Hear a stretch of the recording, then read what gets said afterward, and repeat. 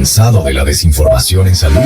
¿Confundido por tantos mitos? Aquí en Hablemos Claro con la doctora Diana, la salud deja de ser un misterio para convertirse en un tema que todos podemos comprender. Prepárate para interactuar con los especialistas más destacados, sin tecnicismos y hablando claro sobre todo lo que importa para tu bienestar. Hola, hola a todos los amantes de la vida saludable, bienvenidos una vez más a su programa Hablemos Claro con la doctora Diana. Soy Diana Giraldo, cirujana plástica, soy especialista en oncología. Estoy feliz porque una vez más llegó el espacio más saludable de toda la semana. Como ustedes saben, nuestro compromiso es llevarles información de salud confiable y veraz de manos de especialistas y subespecialistas en cada una de las áreas que estamos tratando. ¿Cuál es el compromiso de ustedes? Ayudarnos a divulgar esta información para que toda la comunidad tolimense y de Colombia tenga información veraz de salud, porque la salud es un compromiso de todos.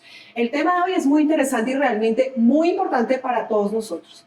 Se trata de un tema que es vital para nuestros niños, para nuestros bebés en los primeros meses de vida, y es la displasia congénita de cadera, que es el trastorno ortopédico más frecuente en niños. Y para tratar este tema tenemos a la persona más indicada, no solo en el Tolima, sino que yo diría en el país, porque a continuación van a conocer su hoja de vida. La doctora María del Pilar Quesada Aguilar es ortopedista y traumatóloga de la UFRJ y del Instituto Carlos Chagas de Río de Janeiro, Brasil. Es ortopedista infantil del Hospital Santa Casa da Misericordia de Río de Janeiro, Brasil. Coordinadora del Servicio de Ortopedia del Hospital Federico Lleras Acosta, acá en Ibagué.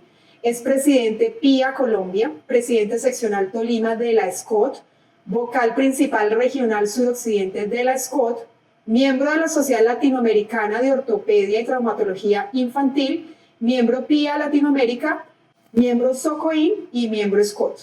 Bueno, doctora María del Pilar, bienvenida al programa. De verdad, qué honor tenerte con semejante hoja de vida acá, no solo en nuestro programa, sino en el Tolima, hablando de este tema tan importante para nuestros niños. Bienvenida, doctora Pilar.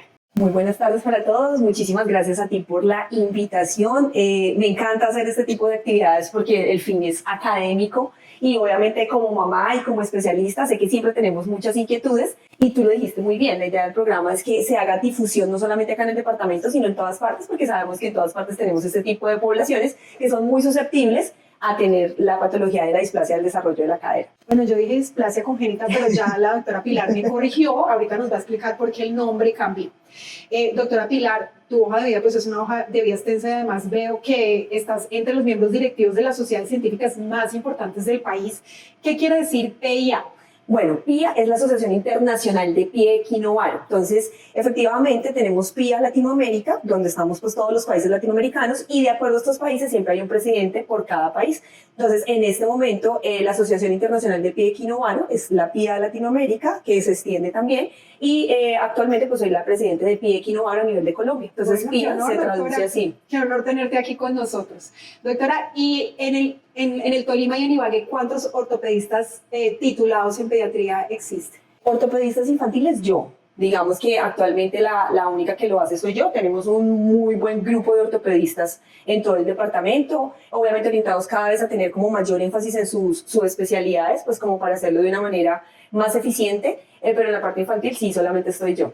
Bueno, una vez más nos queda claro que eres la persona encargada para enseñarnos de este tema.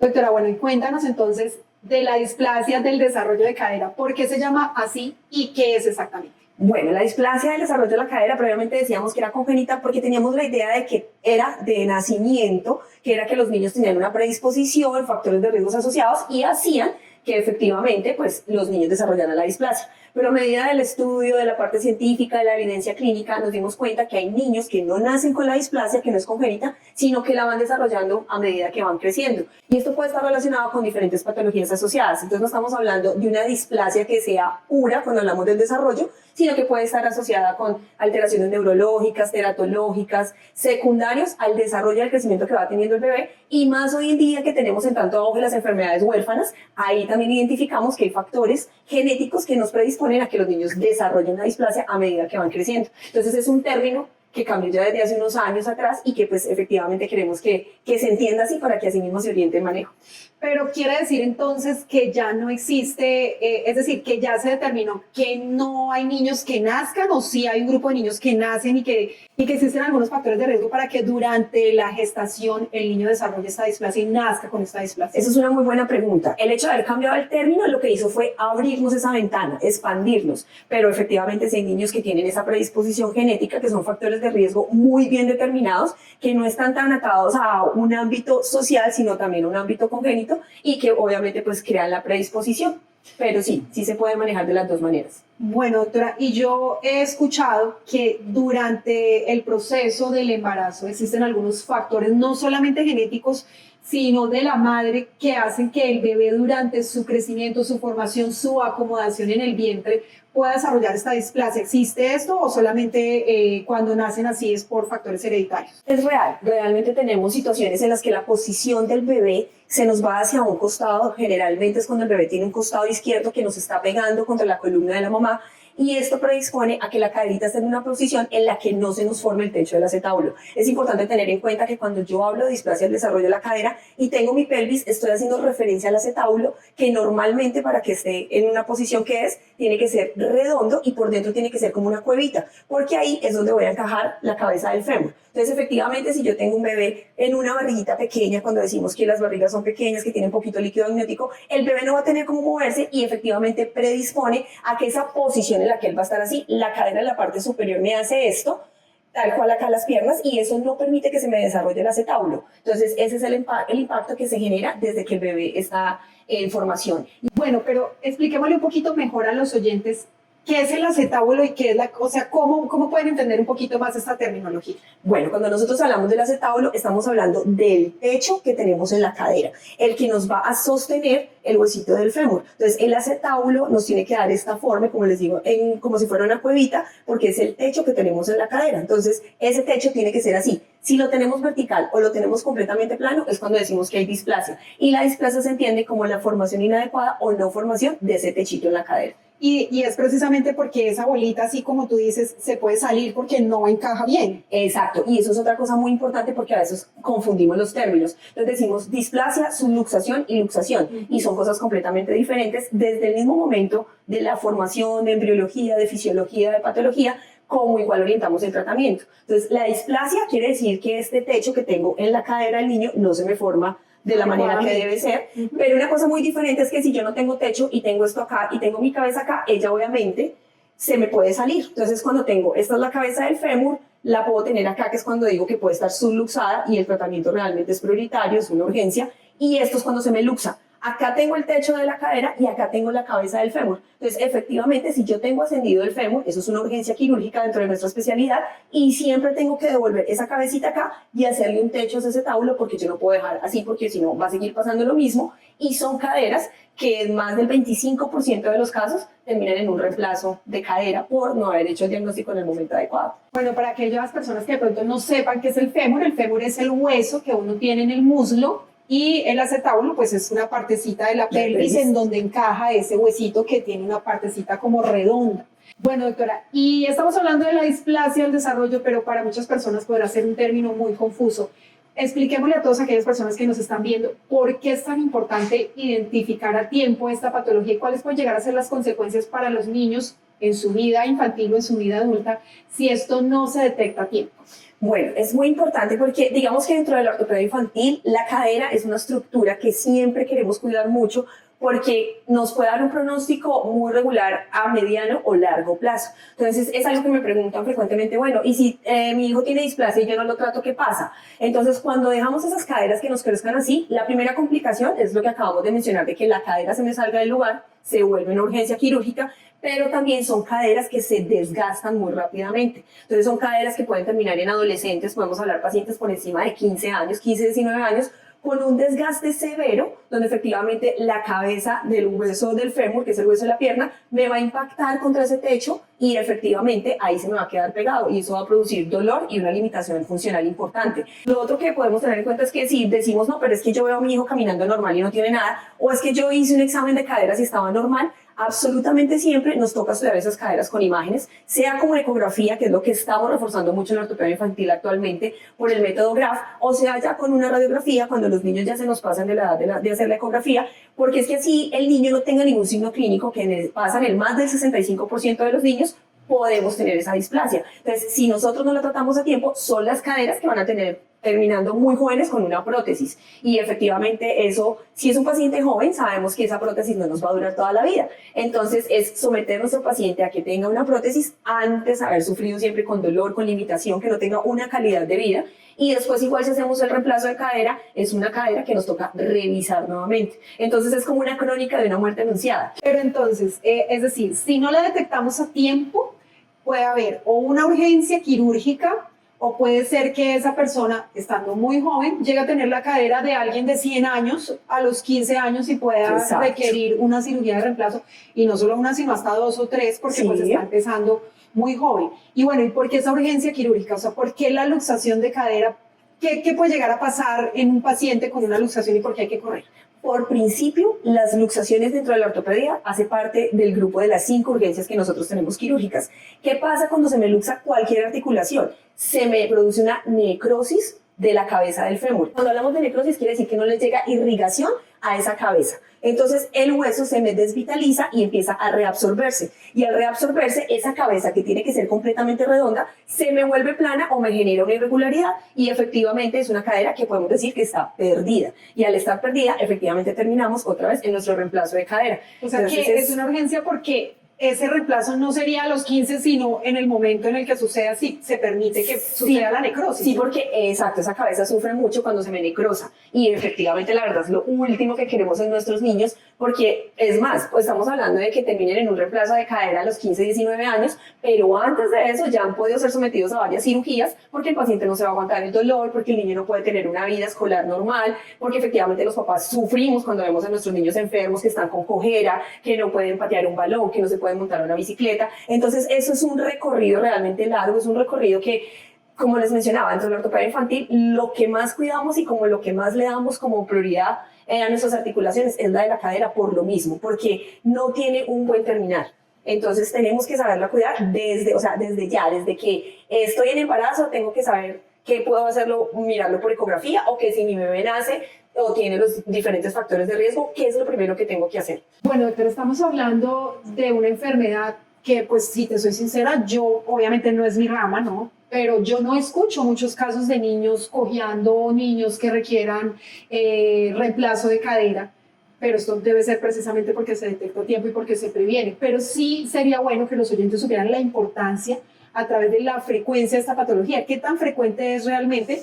Obviamente de sus consecuencias, gracias a Dios, no lo son porque se detecta a tiempo, pero la patología en sí, ¿qué tan frecuente es? Es la patología más frecuente del sistema osteomuscular que podemos detectar en los niños. Realmente es muy frecuente. Importante tener en cuenta que, a pesar de ser más predominante en el género femenino, efectivamente también le puede dar a los hombres. Pero gracias a Dios, a medida que hemos ido avanzando con la medicina y con la ortopedia, como todo en la medicina, se detecta más temprano. Entonces, al detectarlo más temprano, esos son los casos que hemos venido disminuyendo, porque antes realmente la displasia no se diagnosticaba y pues son los pacientes que ahorita se operan y que se les ponen unas prótesis. Pero en este momento ya todos tenemos la idea en la cabeza de que todos los niños deben ser sometidos a un tamizaje de caderas, con examen físico normal o no, con factores de riesgo o no, que realmente es un sueño para nosotros de ortopedistas infantiles poder tener un tamizaje universal, y es algo que estamos tratando de hacer con la Sociedad Colombiana de Ortopedia Infantil, de generar un programa nacional en el que se incluya, así como tenemos un carnet de vacunas, que en ese carnet diga, o así como hacemos el tamizaje normal de hipotiroidismo, de cáncer, exacto, que en esta libretica diga tamizaje de caderas, y que todos lo hagamos porque ese es el objetivo, que nosotros frenemos esas caderas desgastadas y que obviamente nos disminuya ese porcentaje, que afortunadamente sí ha ido disminuyendo.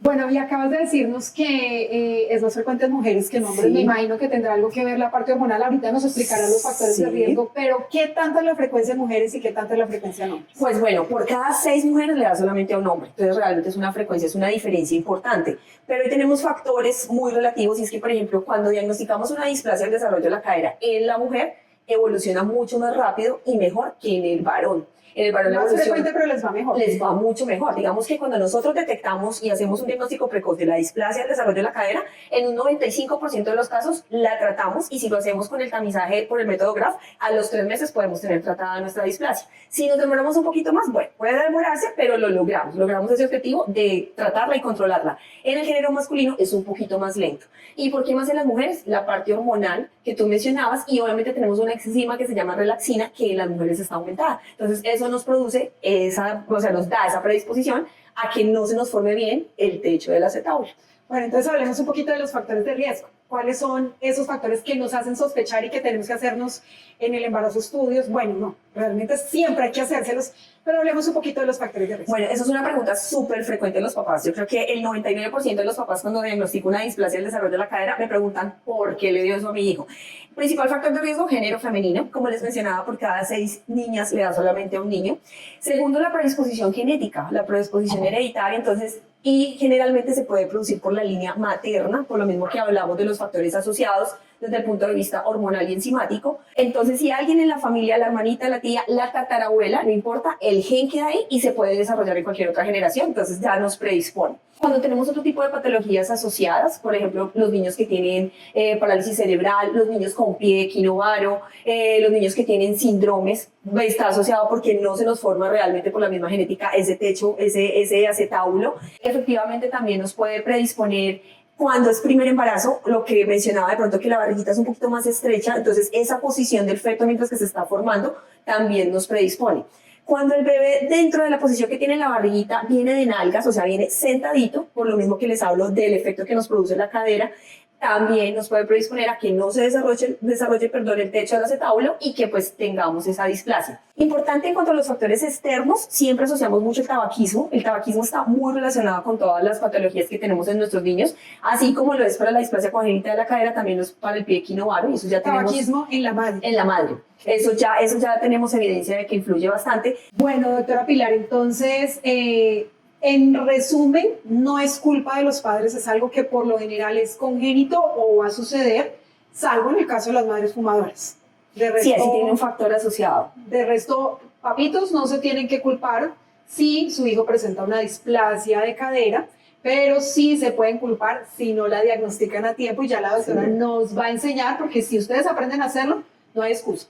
Entonces, ¿cómo se debe hacer desde el embarazo? Yo creo que el objetivo de estar yo hoy aquí sentada es ese. Realmente a mí lo que más me importa en este momento es que ustedes tengan claro que toca estudiar a todos nuestros bebés. Entonces, ¿qué es lo que tenemos que hacer? Porque hay muchas veces que también dicen, no, es que a mí nadie me dijo, listo, pero cuando hacemos este tipo de programas y este tipo de difusiones, la idea es que lo tengamos en la cabeza, porque no podemos olvidar de que así no sea mi hijo, puede ser mi sobrino, mi primo, o sea, cualquier persona siempre va a tener en su familia un bebé, un recién nacido. ¿Qué tenemos que saber? Que hay que hacer el examen a todos, independiente de que tengamos o no los factores de riesgo, o que tengamos alguna predisposición en el momento en el que el bebé nace. El tamizaje de caderas por el método GRAF, que es con ecografía, que es realmente lo que tenemos ahorita en auge y es lo que queremos lograr. Es lo mejor. Exacto, es lo mejor, es como un gol estándar.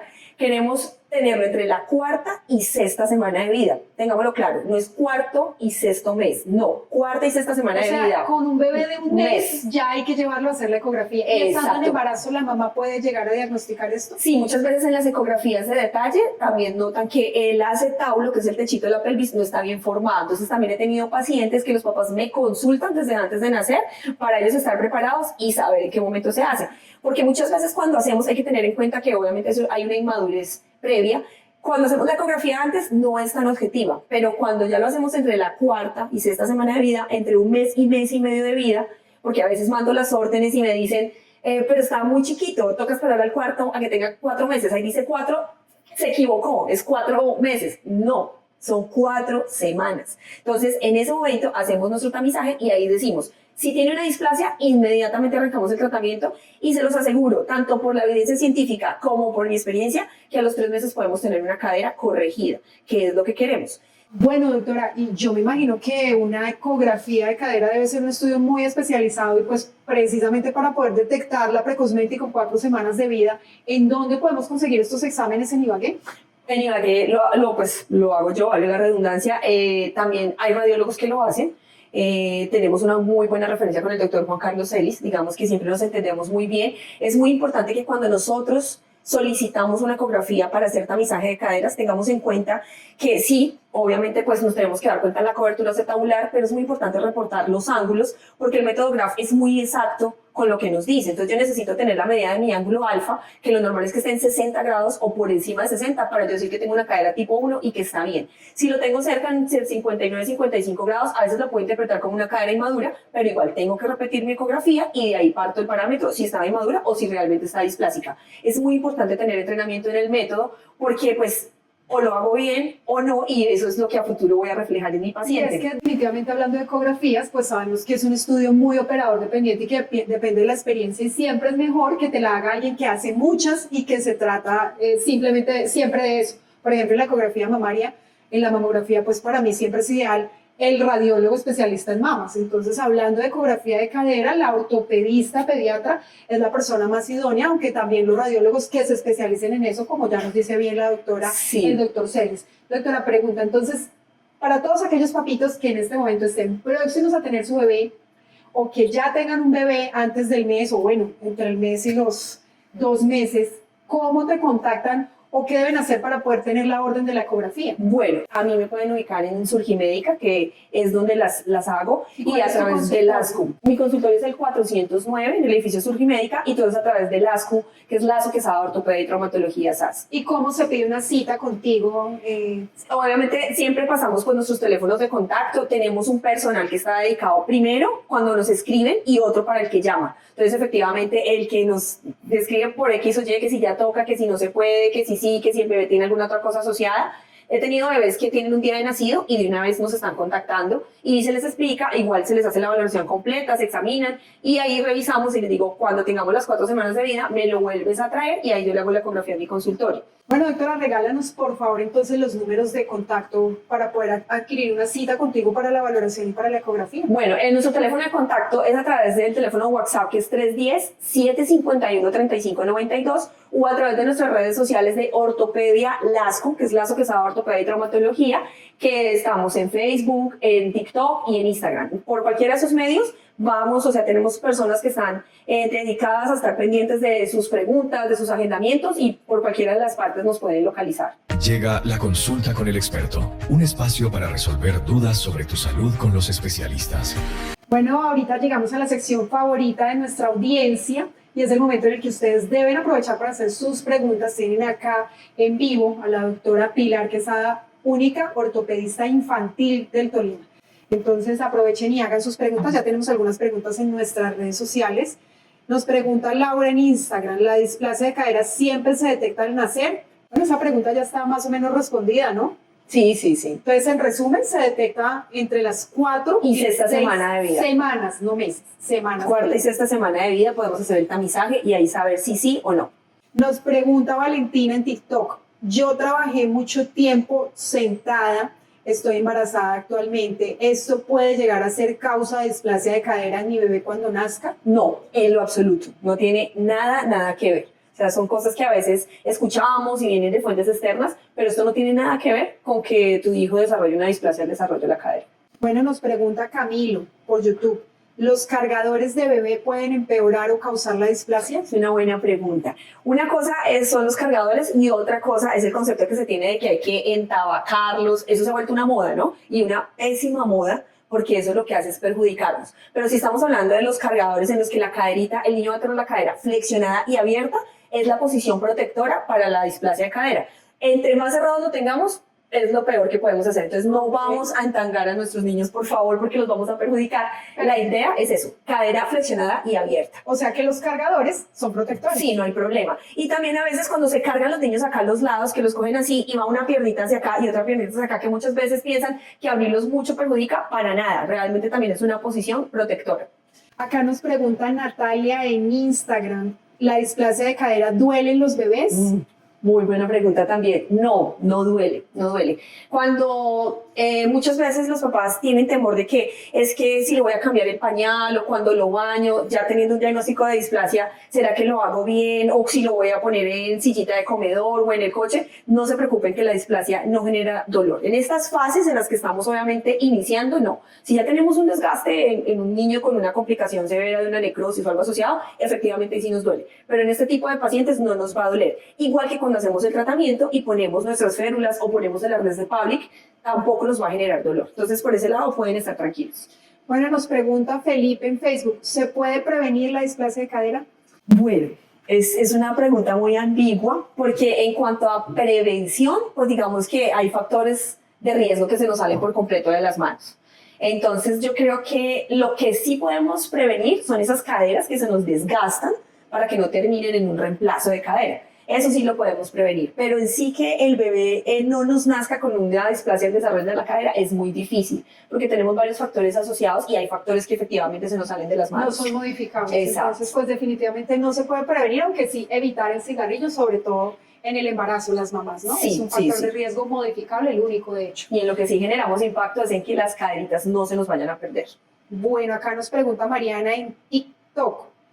¿Los niños tratados pueden tener una vida normal? Sí, claro que sí, son niños completamente funcionales, son niños que pueden tener la actividad física que quieran, son niños que pueden tener un desarrollo motor completísimo. Eso también, ya a propósito que están haciendo esa pregunta, es importante mencionarlo porque a veces creen que el hecho de poner las órtesis, sea un arnés de Pavlik, sea una férula de Milgram, que digamos que es como lo que más usamos para estas edades, les impide gatear, les impide sentarse, les impide caminar, no tiene nada que ver. El desarrollo motor del niño efectivamente va a ser el mismo. Si yo tengo un bebé que es más bien tranquilito y que yo diga, bueno, es que es más bien quietico y si le pongo la férula donde lo dejo se me va a quedar, eso es una cosa. Pero si yo tengo un bebé súper activo, que va, hace, que sigue lo que hacen los demás, con férula o sin férula lo va a hacer y se los aseguro. Entonces el desarrollo es normal. Y muy importante tener en cuenta que no tenemos que afanar a nuestros niños, que tienen que tener su proceso normal, la edad de girarse para un lado y para el otro, la edad de sentarse, la edad de gateo, que es súper importante, no saltarnos esa edad de gateo, y después caminar. Tampoco sin ningún afán de que entonces tienen que caminarme antes del año o que cumplió el año y no ha caminado. Recordemos que todos nuestros hijos son completamente diferentes. Entonces es un error que cometemos frecuentemente, siempre estar comparando. Sé que también es inevitable, pero tenemos que tener en cuenta que todos son diferentes. Bueno, aquí nos pregunta José en Instagram. Si mi niño tiene 2 años y nunca le hice la ecografía ni le he hecho radiografías, ¿qué debo hacer? Es frecuente también que pase eso. Yo siempre prefiero estudiarlos, la verdad. Digamos que a los 2 años se me sale del rango en el que yo puedo hacer un tratamiento ortésico. En teoría, digamos que las órtesis las puedo usar hasta los 2 años. En la evidencia sabemos que al año y medio ya es difícil poner una férula de estas, así sea por las noches, y que el niño se la deje porque ellos ya saben cómo funciona y ellos mismos se las quitan, ¿cierto? Pero lo que sí como mínimo merece el niño es una radiografía. O sea, así sea a los 2 añitos, tenemos que estudiarle las caderas. Todos aquellos papitos que no le hayan hecho radiografías, ecografías a sus hijos, ¿entre qué rangos de edad deberían consultar?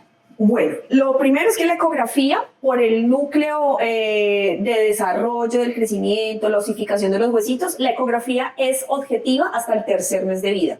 Si yo ya me pasé de los 3 meses de mi bebé, ahí sí ya toca radiografía. De ahí para el frente, sea con 2 años y medio, con 3 años, con 4 años, lo puedo hacer. Por protocolo, hacemos acompañamiento de nuestros pacientes hasta los 5 años, teniendo en cuenta que pueden generar algún tipo de secuelas, que puede ser una caderita más abierta, una cadera más cerrada o la misma necrosis que se nos puede presentar. Entonces, hasta los 5 años hacemos acompañamiento. Digamos que en todo ese periodo, de una u otra forma, por encima del 3er mes, lo que hacemos es la radiografía. Bueno, doctora, y aquí me surge una pregunta. Cambiaron el nombre a displasia del desarrollo porque después de nacer puede llegar a presentarse. Si al bebé se le hace la ecografía a las 4 semanas, si es normal, igual hay que repetir algún estudio al cuánto tiempo. Si yo hago la ecografía a las 4 semanas y está normal, yo puedo chequear a mi paciente como que está bien. Pero si a medida que el niño va creciendo se le hace un diagnóstico adicional, ahí tengo que devolverme un poquito y hacer mi radiografía por encima del 3er mes. Es por ejemplo cuando tenemos los niños con parálisis cerebral asociada, la edad en la que ellos tienen, por ejemplo, mayor factor para desarrollar la displasia está por encima entre los 6 meses y digamos que el año para hacer el diagnóstico. Pero muchos tienen un gran peligro por la acción antagonista de sus músculos, por el impulso del sistema nervioso central, de que esas caderas se me salgan del lugar. Entonces son pacientes que yo absolutamente siempre tengo que vigilar entre los 2 y los 6 años, que es el factor de riesgo mayormente asociado. pero hay que tener en cuenta que tenemos un diagnóstico asociado, que no es como el que apenas le hago el diagnóstico y como que ¿qué pasó? No, generalmente tienen algo asociado. Pero si a mi bebé yo le hago la ecografía entre la cuarta y sexta semana de vida y está normal, puede estar tranquilo. ¿Y cuáles diagnósticos asociados nos deben llevar a hacer esta ecografía en edades mayores? El primero, el pie equinovaro. Realmente el pie equinovaro tiene una relación inmensa con la displasia del desarrollo en la cadera. Tener en cuenta, por ejemplo, alteraciones neurológicas, entonces la parálisis cerebral es una que está muy asociada. Tenemos también pacientes con alteraciones del colágeno que también nos puede producir una displasia del desarrollo de la cadera, pacientes sindrómicos, pacientes con artrogriposis, que son las enfermedades en las que nuestras articulaciones son más rígidas, que no tenemos una flexión y extensión normal. Generalmente esas caderas están por fuera del lugar, entonces no nos podemos olvidar de que así sea, a la edad que sea, tengo siempre que estudiar las caderas, o algún otro tipo de paciente que tenga algo asociado, sea también una enfermedad huérfana o alguna predisposición genética que venga también de su árbol familiar. Si tenemos un niño entre 12, 13, 14 años, ¿cuáles síntomas? Y pues que no se le hicieron sus estudios a tiempo y simplemente fue creciendo, ¿qué síntomas nos pueden llevar a sospechar que sufrió una displasia no tratada? El principal síntoma es el dolor. El principal síntoma que sufren nuestros pacientes es el dolor y efectivamente el dolor va asociado a la limitación funcional. Entonces son los niños que si practican algún deporte y tienen una sobrecarga adicional, les puede empezar a doler la cadera. Ahí hacemos radiografías y ahí vemos que es una cadera que ya en esa edad puede tener un desgaste. Entonces digamos que la displasia nos puede dejar unos signos radiológicos en los que uno puede decir, este paciente tuvo una displasia que no se trató y ahorita por eso estamos viendo como la consecuencia con los síntomas. Pero el principal síntoma siempre va a ser el dolor. Y me imagino que también la cojera comienza a aparecer en alguna edad. Cuando hablamos de cojera, eso es una buena pregunta porque los papás siempre piensan que cuando hablamos de displasia sus niños van a ser cojos y no es así. La cojera es inherente a la luxación porque como tengo mi cabeza del fémur ascendida, efectivamente eso me produce esa dismetría y hace que se produzca la cojera. Pero la mayoría de los pacientes con displasia no presentan cojera. Si yo ya estoy en una fase más avanzada y tengo un desgaste de mi articulación de la cadera, ahí puedo presentar cojera por el mismo dolor y porque tengo impactado el hueso del fémur contra la pelvis. Entonces ahí puede presentarse, pero está más relacionado con un proceso más avanzado. Pero en nuestros pequeñitos de edad escolar que tienen pues un día a día normal, ellos no nos van a presentar cojera. Pero sí dolor, si no fueron diagnosticados. Sí, el dolor, por eso el síntoma que tenemos siempre que tener en cuenta es el dolor. A continuación exploraremos la vida y las pasiones de quienes cuidan de nosotros en Más Allá de la Bata Blanca.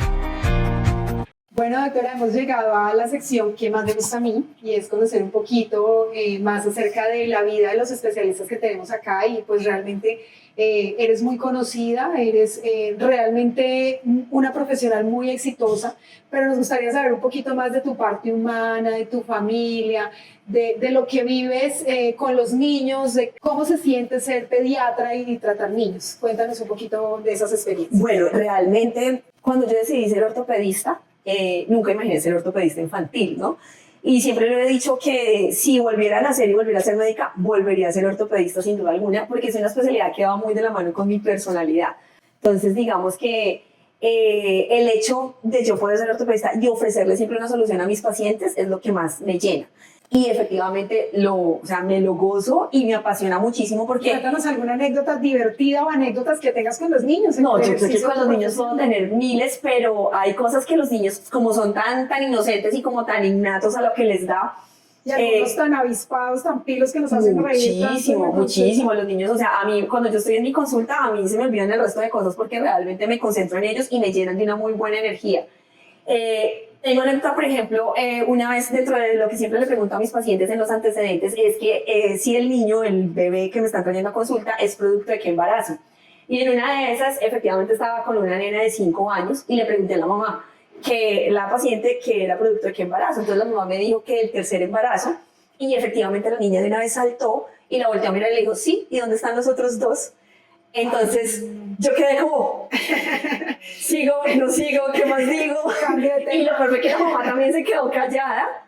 Y entonces la mamá lo único que dijo fue, después hablamos de ese tema.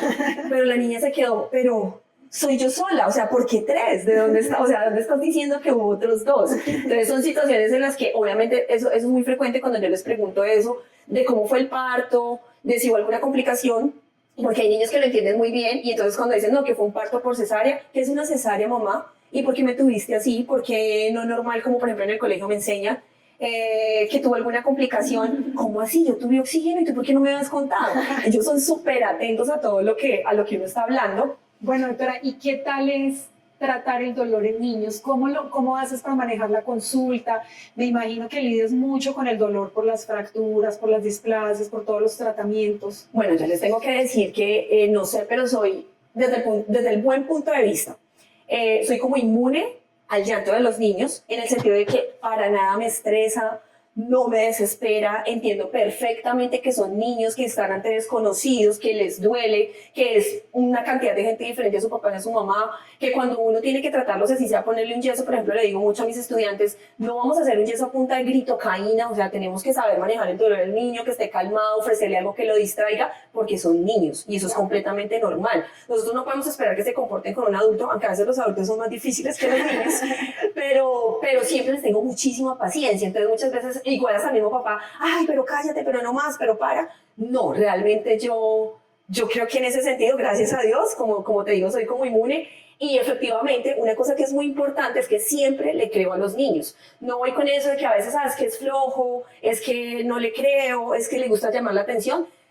Pueden haber situaciones externas, pero es muy difícil que un niño llegue a ese punto. Entonces, cuando a mí me consultan y me dicen, no, es que él se queja de dolor, a veces sí, a veces no, o a veces me pide que lo alce, y no sé si es que es flojera, no. Cuando el niño manifiesta algo así es porque algo está pasando, y no lo podemos pasar por alto. Sí, siempre hay que creerle. Sí, o sea lo que sea, prestémosles atención a los niños. Entonces, para mí manejar el dolor en ellos, trato de hacerlo de la manera más divertida, de ofrecerles lo mejor para que ellos distraigan su dolor, para que se den cuenta que puede ser manejable, igual que a los papás, porque lo que yo le transmito a los papás es lo que ellos le transmiten al niño. Si el papá no confía en mí, el niño no va a confiar en mí, pero si yo estoy tranquila y le ofrezco ese confort, esa confianza al papá, inmediatamente ellos van a creer en lo que yo hago y eso mismo es lo que el bebé va a recibir y también va a querer de mí. Entonces es algo que es de paciencia, creería yo. Tips de belleza y equilibrio con la doctora Diana. Un espacio en donde exploramos la perfecta sincronía entre lo estético y lo saludable. Bueno, doctora Pilar, y en esta sección pues vamos a conocer un poquito de tus tips que aplicas para tu vida y que quieres aconsejarle a nuestros oyentes, a las personas que nos ven, de belleza, de cuidado personal, de equilibrio, de salud. ¿Qué consejos le puedes dar a las personas? Bueno, para los papás, efectivamente, soy fan y soy una promotora grandísima del deporte en los niños. Se lo digo a mis pacientes en consulta, lo repito aquí para que lo tengan presente, lo que nos ayuda a que los niños nos crezcan y nos crezcan bien es la flexibilidad a la que nosotros las estamos sometiendo. Entonces no es el hecho de que si yo hago un diagnóstico, como muchos papás dicen, vamos a poner una bota ortopédica, vamos a poner una órtesis, entre más rigidez le genere yo al niño, menos me va a crecer. Yo necesito que el niño sea flexible y la mejor forma es haciendo deporte. Además que sabemos que obviamente genera disciplina, puede ser obviamente un talento que podemos descubrir y que a futuro puede ser su desarrollo personal. Entonces soy muy, muy fan del deporte. Bueno, doctora, y aquí te interrumpo porque sé que tu hijo es futbolista, ¿no? Sí. Futuro campeón del Deportes Tolima, ¿no? Mis dos hijos son muy deportistas. Mateo es aficionadísimo al fútbol. Él dice que el primero aprendió a patear un balón que a caminar, porque tenemos videos de él en los que lo llevamos y él patea el balón y entonces dice que primero aprendió a patear el balón que a caminar. Y María Camila, también obviamente mi hija, ella es nadadora subacuática. Entonces, y bueno, y ni hablar de mi esposo, ¿no? Que pues Álvaro toda la vida aficionado al fútbol. Mi deporte es ser la porrista número 1. Yo soy, y eso voy y peleo con el que sea, con el árbitro, no mentiras, pero sí me encanta mucho el deporte, me gusta mucho el fútbol. Entonces, gracias a Dios a mis hijos les gusta, entonces no es una lucha y por eso también lo promuevo mucho en mis pacientes. El deporte definitivamente es salud, entonces sí me gusta mucho y siempre se lo recomiendo a los papás, les digo qué deportes pueden ser bien orientados, porque eso también siempre lo preguntan y pues obviamente siempre estimulo eso. Bueno, ahí la tienen, el deporte para el crecimiento de nuestros hijos, para la flexibilidad, deporte es salud. Bueno, desafortunadamente hemos llegado al final de nuestro programa, doctora Pilar. No sé si quieras dar un último mensaje a los oyentes con respecto a esta enfermedad que desafortunadamente es tan frecuente en nuestros niños. Bueno, lo primero que quiero hacer es agradecerte a ti, porque yo creo que estos son temas que son importantes en nuestra población, más en la población infantil, que no nos olvidemos de nuestros niños. Yo sé que existen muchas cosas hoy en día de las que podemos hablar, pero es importante que pensemos en nuestros niños porque de una otra forma lo que hacemos con ellos pequeños es lo que ellos van a reflejar el resto de su vida. Y como mensaje final siempre Es algo que sé que es inevitable, vuelvo y lo repito, pero tengamos en la cabeza que todos los niños son diferentes. Entonces no podemos generalizarlos, no podemos dejar de creerles y pues efectivamente si ya tenemos un conocimiento de algo, obviamente todos podemos tener nuestras inquietudes, entonces es mejor consultar a tiempo, no quedarnos como que será que sí, será que no. Si decimos está normal, perfecto, nos vamos tranquilos y seguimos nuestros buenos hábitos, uso de calzado, que deporte, como lo normal que siempre podemos hacer, pero si no, estamos tratando algo a tiempo. Entonces no dejemos que los niños nos avancen y que cuando tengamos que hacer algo sea demasiado tarde. Bueno, hemos llegado al final del programa. Mensajes que recoger, hay que creerle a nuestros niños y el diagnóstico precoz de la displasia del desarrollo de cadera va a hacer la diferencia entre un adulto con limitaciones y un niño con una infancia feliz, llena de juegos, llena de deportes y llena de felicidad. Entonces a divulgar este programa, por favor, lo pueden ver completo en nuestro podcast de YouTube, Hablemos Claro con la doctora Diana, por favor compártanlo, divulguenlo, que todo el mundo puede tener un bebé, un niño, puede tener un conocido, una mamita en embarazo y es necesario prevenir esa patología que es tan frecuente. Muchas gracias, hasta la próxima. Gracias.